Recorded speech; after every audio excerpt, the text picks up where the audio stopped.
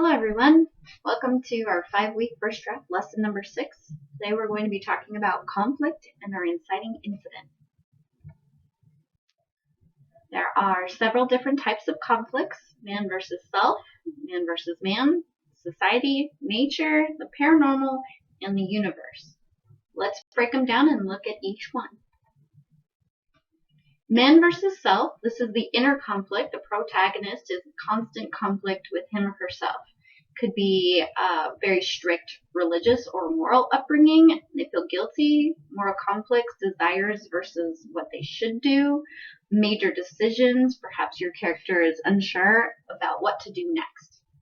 Most novels have some level of internal conflict. There are some that more heavily rely on internal conflict, such as the movie Inception. Throughout the entire thing, it's all within someone's dream.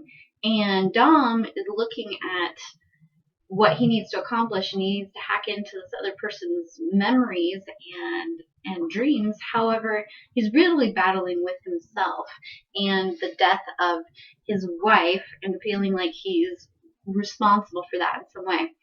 Another Leonardo DiCaprio movie, Shutter Island, fantastic book. Teddy is up against all kinds of conflict in this story, and I don't want to give anything away, but we find out that most of it is actually going on in his head, internal conflict. And then, of course, Shakespeare's great tragedy, Hamlet. Hamlet is plagued with indecision about what to do with his uncle, the death of his father, his mother's new marriage, all of those things. His father keeps visiting him, and some people believe that it's actually mostly internal as well. Another type of conflict, very, very popular, is man versus man. This is where we have two people and we have a pretty clear protagonist and antagonist. This type of conflict is almost always at the heart of a romance. So we have your hero and your heroine that are in direct conflict with each other most of the time. They may also have a villain that they are pitted against. Most murder mysteries, you have the hero and the killer, and then a lot of our action and suspense novels are also man versus man. The protagonist is in direct conflict with someone else. They have certain goals and motivation, and the antagonist is in direct opposition. So we see this in The Notebook. Allie and Noah are in direct conflict with one another throughout most of the story. They do have other external things that come between them. Silence of the Lambs, we have Clarice and the killer that she's after. She has some help from the notable Hannibal Lecter, but she is after a specific killer that's trying to thwart her. And then the Da Vinci Code, we have Robert Langdon, who is also up against a killer and is trying to figure out who is at the heart of this conflict.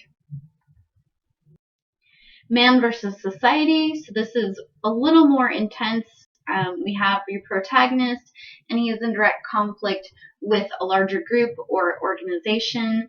So in the story The Fugitive, you have your hero, and he is up against the entire society. The entire police force is after him, and he needs to try and prove his innocence.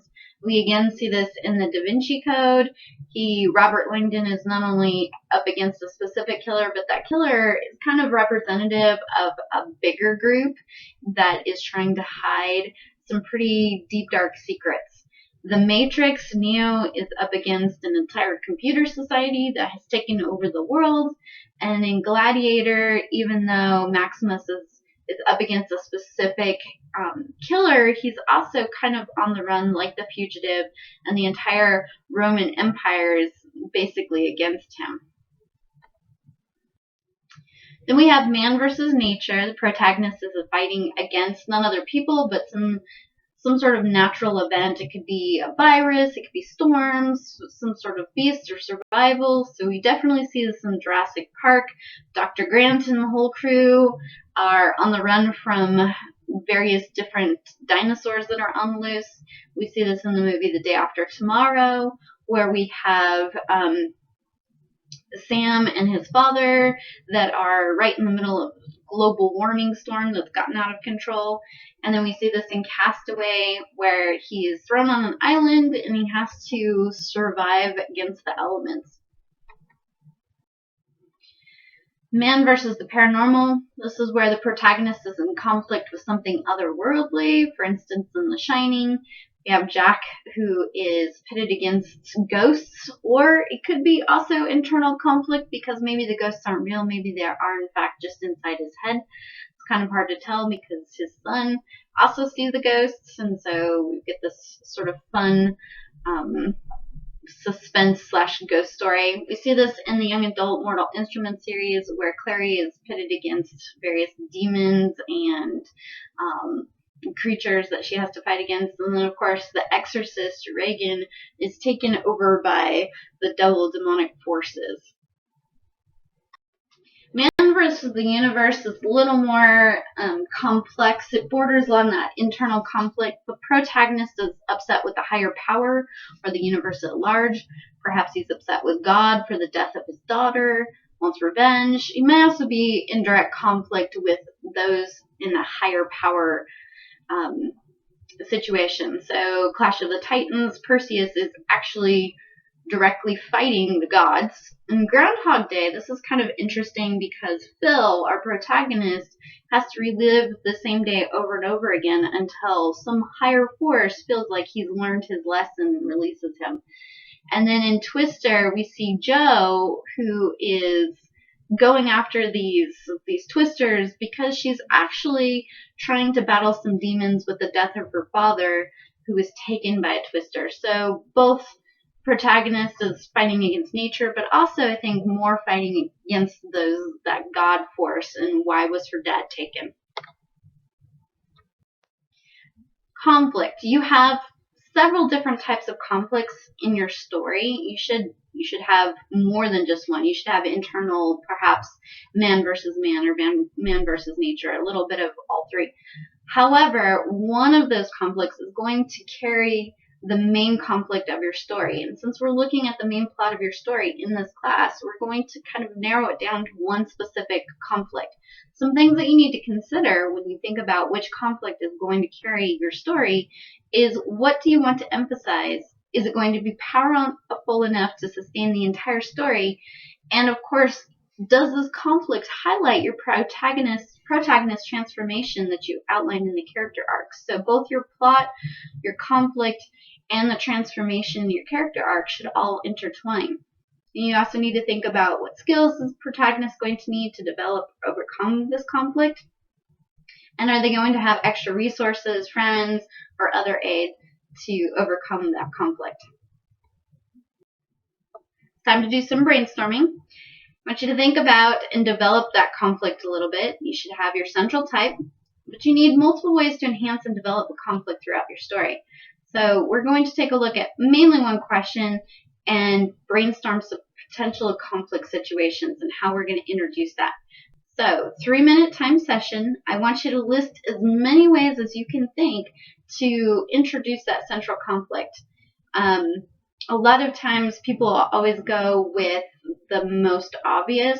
For instance, in the Twilight series, she started out with, she was a new kid in school, and so of course she met this boy at school. And then right after that, we had an influx of novels that people were writing where the new girl met some dark, mysterious boy at school or something similar to that.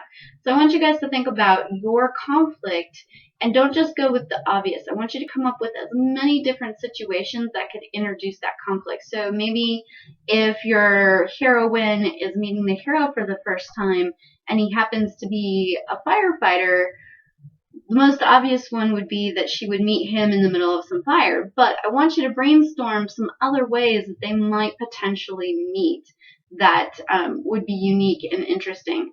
And perhaps if you're doing, say, a zombie story, you know, the most obvious one might be that the outbreak initially starts at a hospital. So I want you to come up with other ways that infection or virus might spread in the beginning of the story.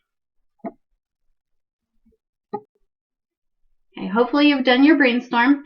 Now it's time to really develop that inciting incident. So we call your event the event that kicks off that main conflict, the inciting incident.